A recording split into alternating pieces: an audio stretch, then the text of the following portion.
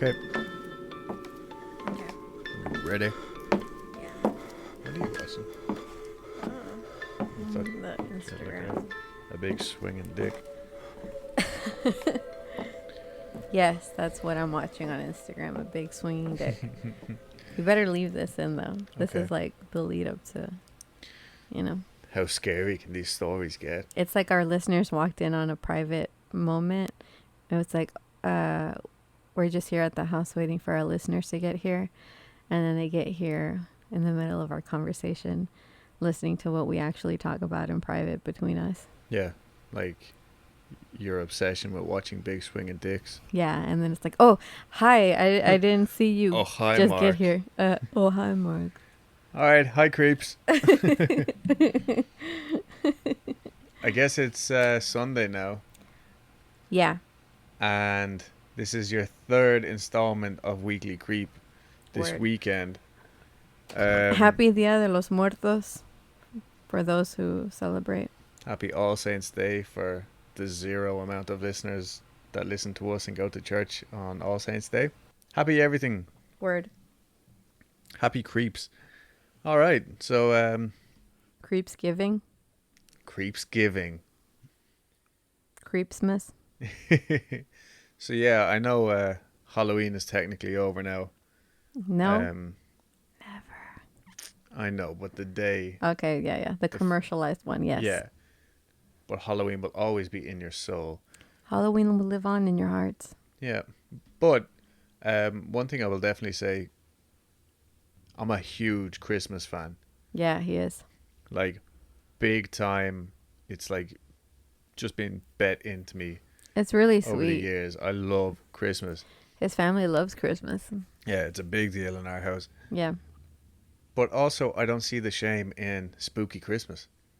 You know what I mean? I'm big into like, let's just mash Halloween and Christmas together. Yeah, like Christmas Nightmare ghost Before stories. Christmas. Nightmare Before Christmas. Yeah, I think they were setting the tone, but no one picked up Yeah, maybe not, yeah. the trend that they were laying down. Yeah. And I will admit also, I've never seen any of those Christmas horror movies. But this year, guess what?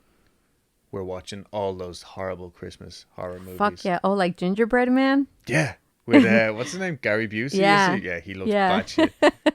Wait, okay. So now that we're talking about trashy Christmas movies, I want to note that crazy movie that I was expecting to be bad. Yeah. Oh, by the way, Dulce really likes bad movies. Yeah. Really bad horror movies. I love those. Killer Sofa. You can find it on Amazon. If you watch the trailer or read the synopsis, don't be fooled. put off by that. Just dive in. Sure, it's an hour you won't get back, but you won't regret it. Yeah, honest to God, because we sat down and I was like, oh, come on. Like, I don't want to watch this bullshit. I had a great time. Yeah, Like, it was a good movie. A strange premise. I'll give it that. It's Australian also. Oh, no, it was from New Zealand. Oh, my bad. I'm going to edit that out. No, don't. No, I'm not upsetting Let's be them. authentic. So my bad. It was from New Zealand. But yeah, it was actually, they made it spooky. Yeah, they made it spooky, but it was so funny at the same time. It was ridiculously good.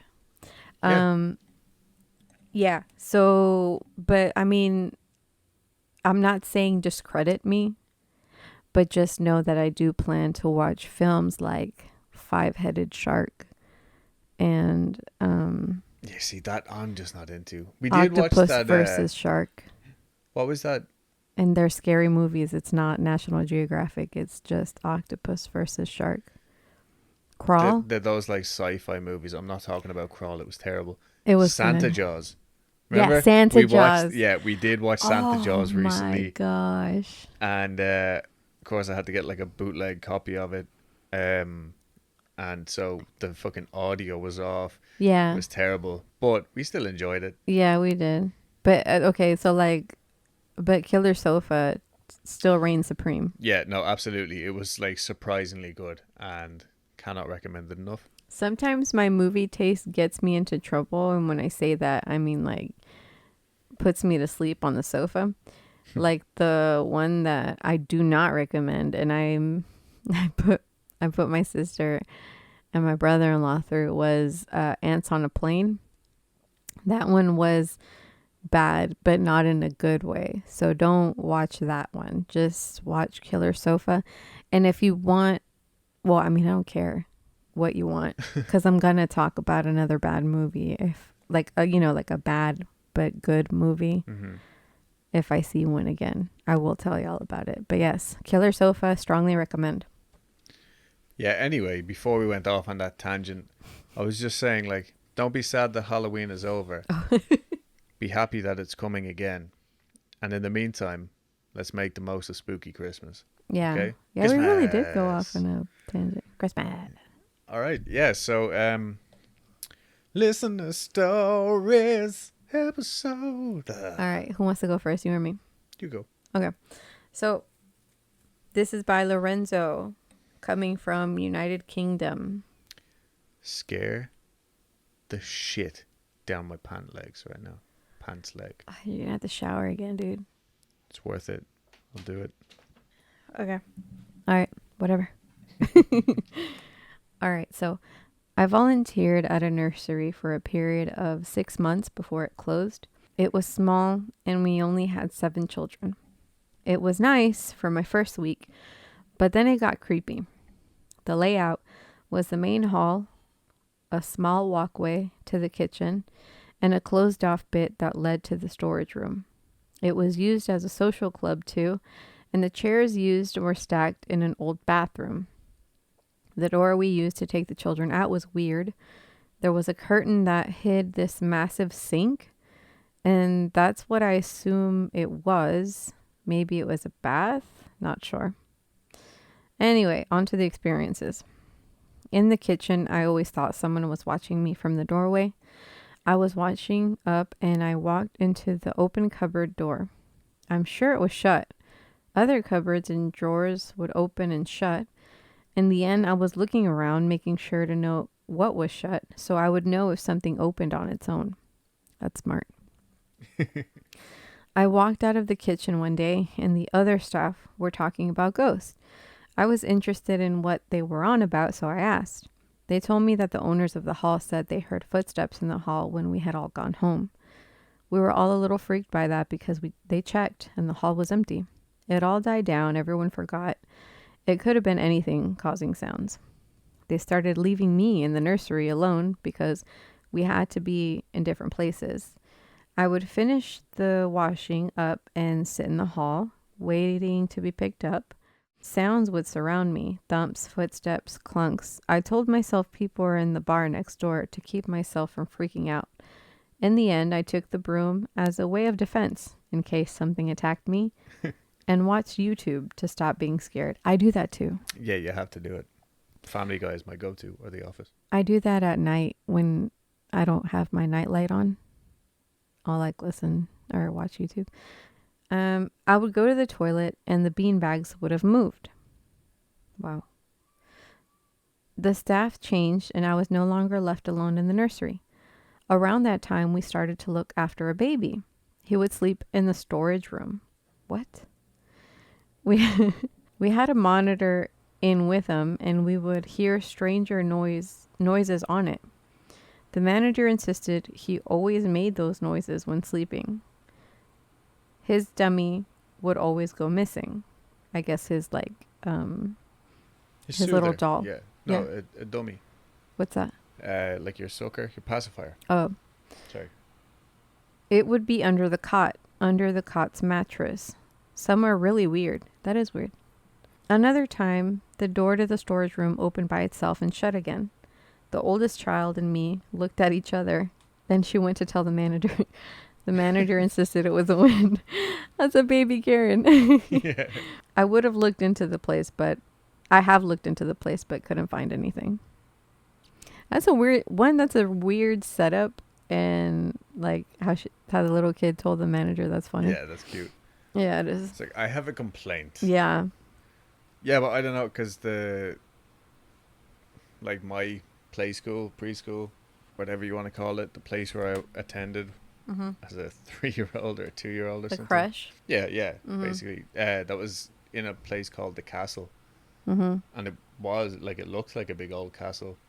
That's cool. Yeah, I'm pretty like, I can't remember it. I just know that it was called the Castle. I think it's funny how in the story, when they were talking about the baby and his monitor, like the manager insisted, it's like, oh yeah, the baby always makes weird noises like that. And in my head, I'm like, what if those noises were like low guttural growls where it's like, it's like the devil making noises, and the manager's like, oh yeah, that baby makes those noises all the time. It's just like a rap battle going on. It's like, oh, that's just baby Steven. All right. All right, go for it. So this is from Reddit user WTF, I guess ghosts real. Nice. So I think WTF stands for why the face. But anyway. It starts off. Ugh. Like Sideshow Bob. Yeah. Just stepped on a rake. Okay. I'm a hard skeptic. Just rock hard, not believing in it. Yeah, you are. All right. Let's get serious. Damn it. How hard is he?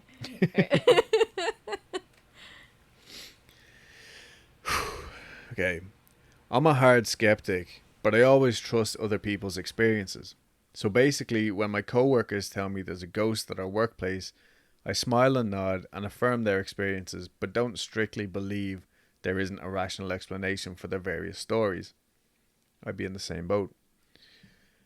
I'll include a couple below, because what happened tonight was pretty tame compared to theirs. Anyway, due to a decade of no one ever being willing to close alone due to events that happen here, we always close in pairs. It's a big 2-story boutique, but the upstairs is just our offices.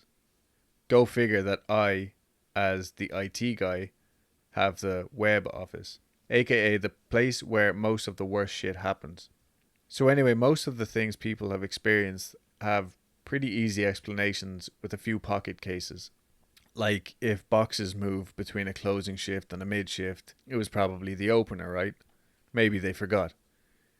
If the person worked at Clopen, I get that being suspicious. But again, I just assumed there was some missing element that made it make sense. You should explain Clopen to people who never work retail. I'm about to. Oh, okay. A Clopen shift, which I've never called it before, but I've heard Dulce using it, is when you work the late shift, the last shift, like you close the store the night before, and then you're in first thing in the morning to open the store again. Clopen. I'm so freaked out right now, so I'm rambling so bad. Sorry. Anyway, tonight I was working on the retail floor, closing with a coworker, which I do sometimes for extra money. So we've pretty much finished all of our respective tasks. She and I both do pretty thorough closes, since it's the only shift we do. It's about 11:30 at night, and she and I are shooting the shit while she finishes her last task, taking money back downstairs. I followed her down for the company. We get downstairs to the mostly dark retail floor, and there's a big boom, like someone just jumped loudly in one of the locked offices upstairs. We look at each other in silence, then go to the cameras. I'm trying to explain that while she was off the floor, the only person in the retail floor except me was her boyfriend, and I made him leave at closing.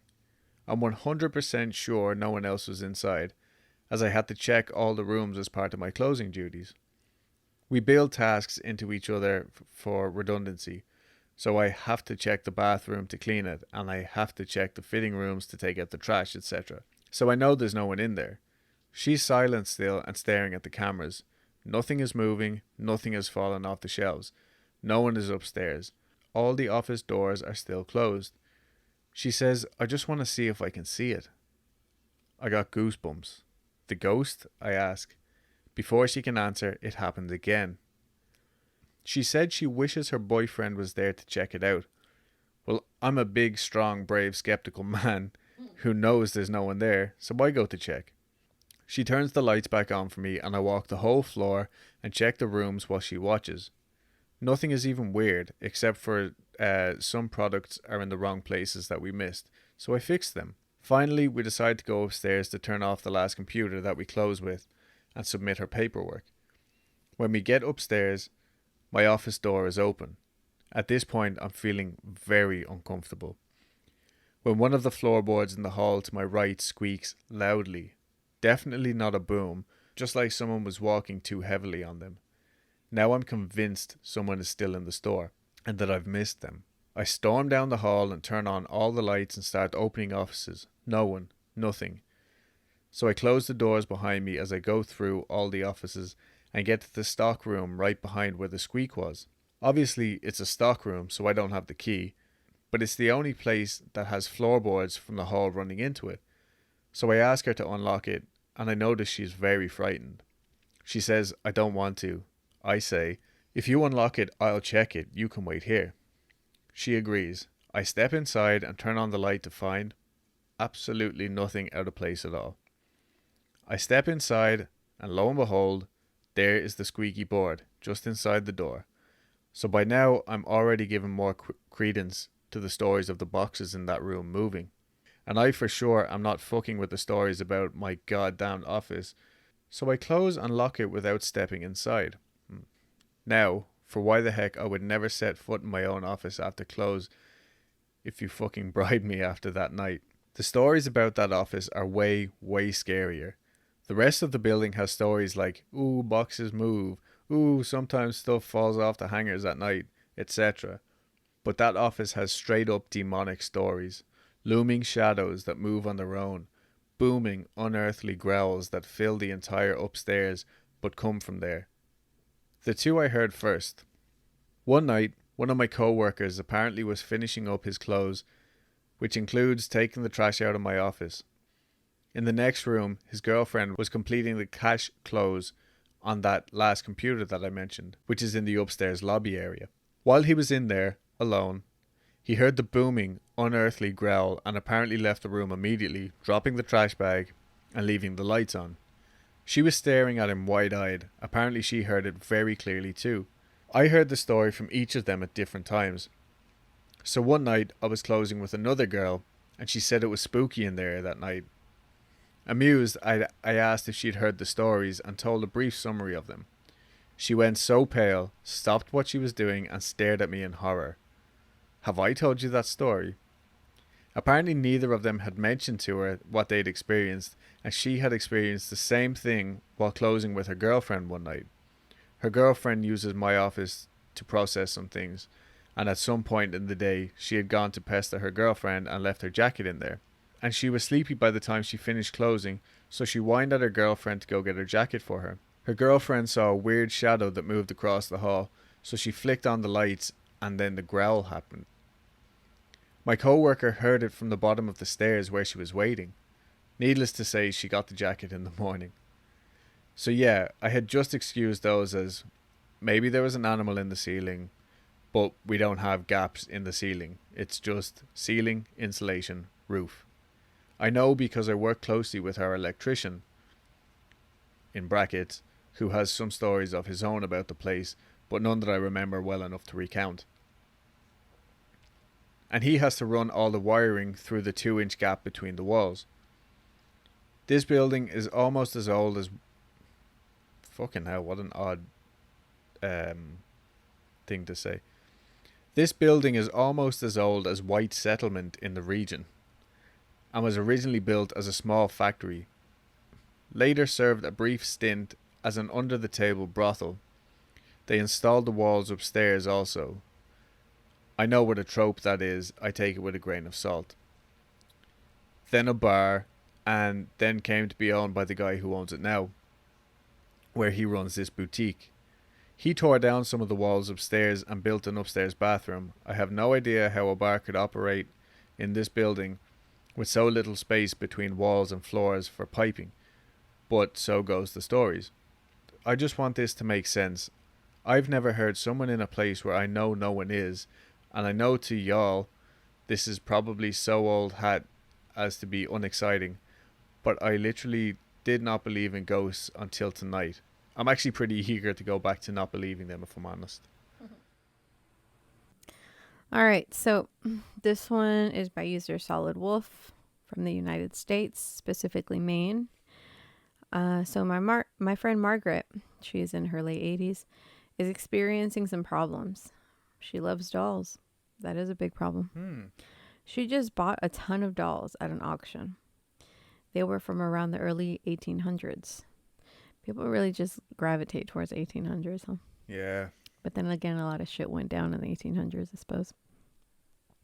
A couple nights ago, she had them all spread out in her dining room table. She left them there when she went to bed. About 12 that morning, she heard a noise and she woke up and got out of bed to see what it was. As she walked through the hall and into the dining room, she saw a little boy sitting at her table. She walked a little closer and saw that the whole side of his face was burned, like maybe he had been caught in a fire. So she started shaking her cane at him and started yelling at him, saying things like, "Who are you? What are you doing in my house?" and so on. The little boy looked up at her, stood up, then disappeared. This, of course, startled her, and she spun around to go back through the hall. Now, her den is right next to her dining room. As she spun around, something caught her eye in the den. She looked in again and saw a man staying above her coffee table, looking at something. She started yelling again, and the man immediately disappeared. Okay, that was a couple nights ago. Now, last night, she was sleeping, and around 5 a.m. she heard a noise and woke up again. This time to see a young lady in a pre-Civil War type skirt, full length and such. The lady had a small, fine paintbrush in her hand, and it looked like she was painting the mirror that Margaret has on her wall. Margaret started yelling at her, and she disappeared. She eventually fell back asleep when at 7 a.m. she woke up and saw a young black girl, about 14 maybe, standing at the end of her bed. She was wearing the same type of dress. The girl looked like she was looking down at something near Margaret's feet. Again, Margaret yelled at her, and the ghost disappeared. She's pretty freaked out, and she can't figure out why this is happening. I think it has something to do with the dolls. That day, after the sighting of the little boy and the man, she packed all the dolls up and put them away in a spare room. I think these ghosts might be the owners of these dolls, and they're just looking for them. We have tried to convince her that she needs to try to talk to them, but she refuses. And she's in her 80s? Yeah. Old people are so, like, badass. Yeah. You get out of my house. You dirty ghost, you. Let me shake my cane at you. Yeah, seriously. But yeah, fuck that. Who buys secondhand dolls? Like, And why would you tell her to talk to them? No, Margaret, you keep fucking yelling at them. yeah. No, get rid of them. Yeah. This one is from Reddit user A Toasted Ravioli. Nice. Damn, I want ravioli. Let me preface this by saying I'm not 100% a skeptic, but I need some pretty damn compelling evidence before I say, alright, yep, that's a spirit or ghost. And several things have happened that I just don't have an explanation for. I've never really had paranormal experiences until I moved here. The first significant thing that happened was when we were both in bed, getting ready to fall asleep. I had been in bed for a few minutes longer and was in that half awake, half asleep state. I was conscious enough to know what was going on, but I was for sure close to falling asleep. As my girlfriend turned off the light and pulled up the covers, she muttered under her breath. I assumed she was fussing about how much the blanket I had or something, so I said, "What did you say?" And she replied, "That wasn't me." I realized then that not only did she not say the sentence I heard, but she also heard it. I said, "You didn't just say something under your breath?" And she swore that it wasn't her. The second significant thing that's happened was the discovery of a handprint after the strange behavior of my girlfriend's 2-year-old. Her daughter woke up in the middle of the night, as usual, while I was in the kitchen. I saw her come out of the bedroom and she put her hands in the air with the blank look on her face. I said her name out loud and she bolted out of my sight towards the completely dark basement stairwell. This was already weird enough because she always cries and wants her mom when she wakes up at night, as 2-year-olds do. She's also not a fan of the dark, so this was particularly strange. We got her to bed, and the next morning, on our basement stairwell, which is carpet, I saw a huge handprint on the landing, halfway down the stairs. I could fit my hand nicely inside of it, and I'm 5'11". That's a big handprint. Mm-hmm. Not only that, but the carpet was very stiff, as if something had been spilled and then dried. I tried to recreate the imprint in the carpet, but I couldn't get it to look just like the handprint I'd found. Aside from this, we have the dog staring and barking at nothing, interference of some kind on the television occasionally, the sounds of things getting rustled around or dropped, and I try to disprove or recreate everything that happens, or at least try to have an explanation, but for many of these things I just don't. Get the fuck out of the house. Yep. Burn it. The Leave. house is broken. Run away. No, but seriously, that's fucked up. I would trust the 2-year-old and the dog. Yeah. I think if we did have a dog, I would bring it to house viewings with us. That's a good idea. And just kind of see how they make it out. I wouldn't trust either of the cats because they just do what they're doing now and they're just laying there. They just don't give a fuck, man. No. Yeah. Keep staring at Porkchop's belly. It's so cute. Gargantuan. Give us your last one. All right. So this is from Lady Monticello or Monticello, depending on where you're from. And apparently she's from the U.S., so maybe Monticello. Specifically from Michigan.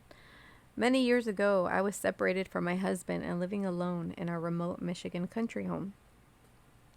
This weekend, our children were at his house staying with him. I worked a long international 3-day trip and had commuted home from Chicago O'Hare. Guessing that's the airport. Yeah. It was late when I arrived home, tired. I took my luggage in, dropping it by the front door. I grabbed a snack and answered a call from a relative. Then I headed straight to the bathroom and drew a hot bubble bath. I shut the shades before getting into the tub, even though there is nothing but woods behind my home for 3 miles. Red flag. I was relaxing in the hot water when I was jolted alert by hard banging on my front door. The outside screen door was metal, and the noise it made was very loud. It traveled down the halls through the closed bathroom door. It continued with an urgency bang, bang, bang, in threes. The loud knocking went. I grabbed a towel and, feeling annoyed at the rude, loud knocking, I thought to myself, only my mother would knock so loudly. And she's probably not alone, so I better get dressed.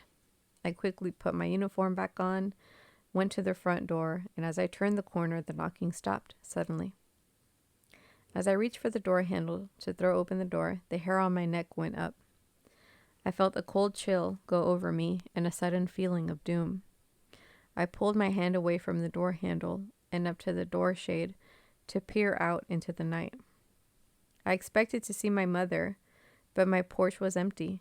I turned on the light and looked out. My driveway was empty. I looked to my right at my other driveway, to my barn. It too was empty. I picked up my phone and called my mother as I peered from my entranceway out into the night. I told my mother what had happened as I stood there looking out into the night. As we spoke, behind me, I heard the sound of my hall closet door handle turning ever so slowly, and I turned to see it swing open. I screamed so loud that my mother yelled, "Is someone killing you?" That's funny, because my mom would say some shit like that. I said no. The closet just opened on its own. She told me to go look inside. My legs did not want to move. I was about 8 feet from the closet. I was finally able to look in. It was full of coats and such, no room for a real person in there. My heart was racing, and I was now fearful, and I called my neighbor to shine his lights on my house. He drove down. It took him a long 15 minutes. My mother stayed on the phone with me until he arrived. I did not investigate. I grabbed my suitcase still by the door, while my neighbor, who lived 2 miles away, was in my driveway. I got in my Tahoe and left. Whatever it was that night felt evil. Wow. That's insane. That is so strange. I was like, I had actually posted on Reddit this week because I'm a Redditor now. Asking about like just trying to find people to say like people that didn't necessarily live in haunted houses or work in haunted buildings or anything, but just asking them for like one-off random experiences. You know what I mean? Like I lived in my parents' house for what, like, well, the house we have lived there for like 20 years now almost. No. Yeah, 20 years, yeah. And I have had like one or two random experiences in that house, but nothing like consistent or anything, you know what I mean? Yeah. And I'd love to know, like, say if people had spent 30, 40 years in their house and had just one night of weird poltergeist activity that was just totally unexplained. But yeah, Reddit being Reddit, my post got removed from like most of the places because they were saying, oh, well, you actually shared this on another Reddit site and stuff like that. So I got no decent answers. But if anybody else out there does have like random ass shit like that never happened again in their house or place that they work, please share them. Or if you're that fucking Redditor that keeps taking away his fucking posts, fuck you. Yeah, suck a dick. So this story is probably going to be pretty short, but it's one that always stuck with me. That one of my grandmothers told me. So years ago, she was walking back to my granddad's house, my granddad's parents' house, with his sister, right? So it was just the two girls walking down the road. Now they're in like their 20s at this stage, and wherever they're coming back from, I don't know. But when they get to the kind of junction on the road where they need to cross the street, they can see my granddad's parents' house, which is still there to this day. But as soon as they put their foot on the street to cross it, there's this huge big bush in the front garden, and this big hedge catches fire, like gigantic, like it was up to the second story window, the hedge was. And as soon as Nanny stepped onto the road, this thing caught fire, and it looked like the whole house was about to burn down. And with the shock of seeing this, like, boom, out of nowhere, they jumped back up on the path, on the sidewalk, and it stopped. No more fire. So they were like, what the fuck was that? So they stepped down, like, they went across the road again. Same thing happened. Big, huge fire. And they were like panicking. They were like, oh my God, everybody's going to be burned alive in the house. Like, what the fuck is going on? And she said this happened like a few times, where it got to the point where they just stayed on this side of the road, because every time they put their foot on the tarmac or the asphalt to cross the street, this fucking huge fire would just envelop the house again, or the garden at least. And I asked her, like, how did it stop? You know what I mean? She said after a while it just wasn't there anymore, and they were able to cross the road and go into the house, and that's it. She's like, I guess this would have happened maybe 50 years ago, but that's her only recollection. She's like, it happened, the two of us saw it, and it was just I think she said it might have happened again on a separate occasion, just one other time, but yeah, that was it. That's like her ghost story kind of thing.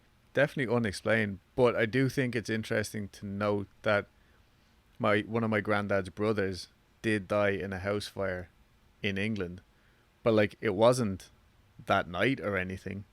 You know what I mean? So anyway, they wanted me to share that story, and Me too. I'd like to hear if anybody else has had any kind of similar experiences, like, or just, I know Jim Harold would call it a head scratcher. Yeah. I'm wondering if maybe they saw, like if that house had been on fire before, or maybe before that house was built, another one had once stood there and went down in flames before this one had been built. Yeah, maybe because I know, yeah, they were the original owners of that house. So yeah, maybe there was something there before. But yeah, so Thanks, Nanny. yeah, thanks, Nanny. Nanny Margie. Nanny Margie, yeah. Right, Cleena calls her a sexy bitch. Yeah. All right, guys, that's it. Halloween is over. Take down the decorations. Go crawl back into the cave you came out of. Take down the decorations from outside and just bring them inside. Like put them up inside. Yeah, lay down that 12-foot Home Depot skeleton. Put him in there. If you don't know what we're talking about, just look up 12-foot Home Depot skeleton meme. Yeah, he won Halloween this year. Yeah, he did. But yeah, like like I was saying, spooky season is forever. So did you just have were you just glitching? I am tired. We have recorded much today. Yeah. Usual shit. If you listen to us on iTunes, please rate and review. We're like Angela. We're happy to be judged. Yeah, judge us. Yeah. I find that I hold up to the most severe scrutiny. That's an Office quote for those of you who don't know. Yeah, follow us on Instagram, Twitter, Facebook, YouTube. Yeah, man, show us some love. Yeah, everything is at Weekly Creep.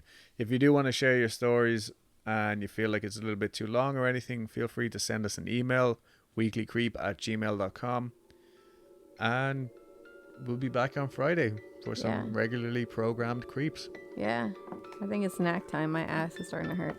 Yeah, my bum gets sore. That means I'm hungry. Okay. Bye, everybody. Bye.